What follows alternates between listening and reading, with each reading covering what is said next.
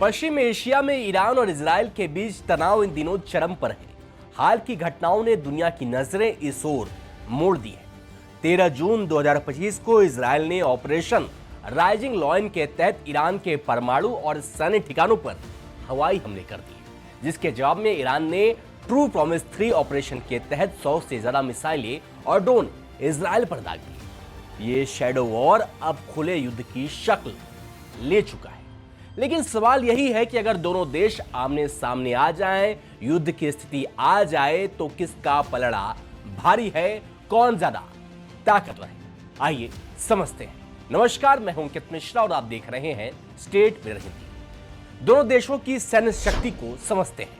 Iran की सैन्य ताकत की बात करें तो इसके पास 6.1 लाख सक्रिय सैनिक और 3.5 लाख रिजर्व सैनिक है, यानी कुल मिलाकर करीब 11.8 लाख की फौज है।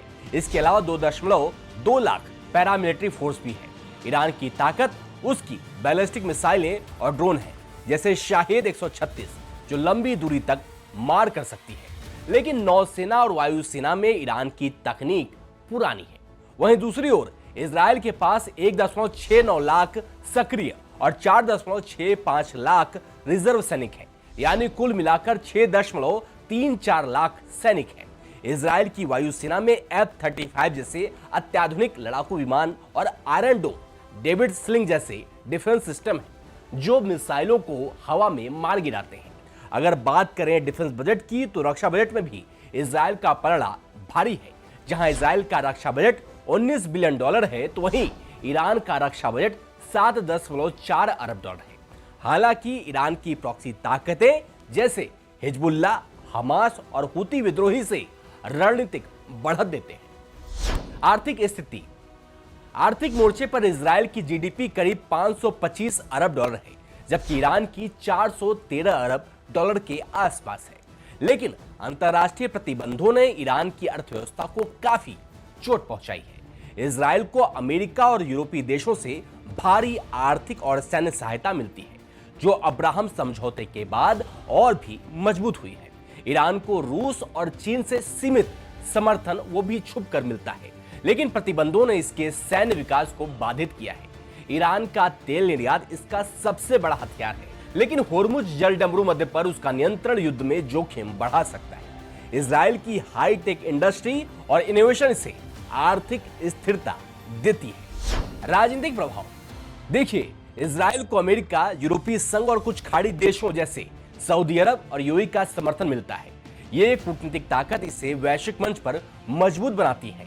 वहीं ईरान का प्रभाव प्रॉक्सी समूहों हिजबुल्ला, हमास, हुती के जरिए मध्य पूर्व में फैलता है, लेकिन वैश्विक स्तर पर वो अलग थलग है। वहीं रूस और चीन के साथ हालिया सैन्य समझौते जैसे S-400 डिफेंस सिस्टम ने ईरान को कुछ हद तक ताकत दी है।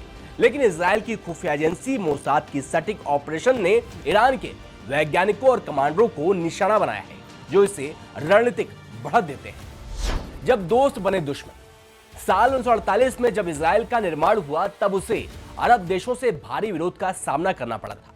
लेकिन ईरान ने इजराइल को 1950 में मान्यता दी थी। दोनों देशों के बीच कूटनीतिक, सैन्य और तेल व्यापार संबंध भी थे। 1970 के दशक तक दोनों देशों के रिश्ते बेहद मजबूत थे। लेकिन साल 1979 में ईरान में इस्लामिक क्रांति हो गई।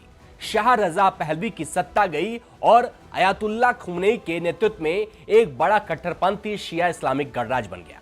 इसके बाद ईरान ने इजराइल को शैतान घोषित कर दिया और कहा कि इजराइल को खत्म कर देना चाहिए। वहीं 1 अप्रैल 2024 को सीरिया में ईरानी दूतावास पर इजरायली हमले से तनाव शुरू हो गया। इसके बाद ईरान ने 13 अप्रैल 2024 और 1 अक्टूबर 2024 को इजराइल पर कई मिसाइल दागे। इसके बाद 26 अक्टूबर 2024 और हाल ही में 13 जून 2025 को इजराइल ने ईरान के परमाणु ठिकानों पर हमले कर दिए, जिसमें ईरान के कई वैज्ञानिक और कमांडर मारे गए हैं। वहीं इसके जवाब में ईरान ने इजराइल पर मिसाइलें और ड्रोन दागी, लेकिन इजराइल का आयरन डोम ज्यादातर हमलों को नाकाम करने में सफल रहा। लेकिन अब दोनों देशों के बीच तनाव इस कदर बढ़ गया है कि दोनों देशों के बीच अब आमने सामने से युद्ध हो सकता है। कौन ज्यादा ताकतवर?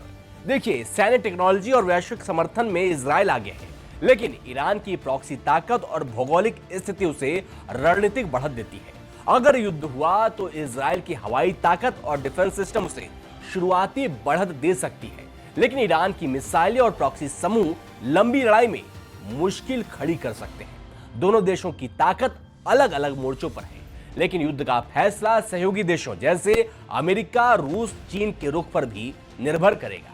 ईरान और इजराइल का टकराव सिर्फ दो देशों की लड़ाई नहीं, बल्कि मध्य पूर्व की स्थिरता का भी सवाल है। भारत जैसे देशों के लिए, जो दोनों देशों से आर्थिक और रणनीतिक रिश्ते रखते हैं, युद्ध तेल की कीमतों और व्यापार पर भी असर डाल सकता है।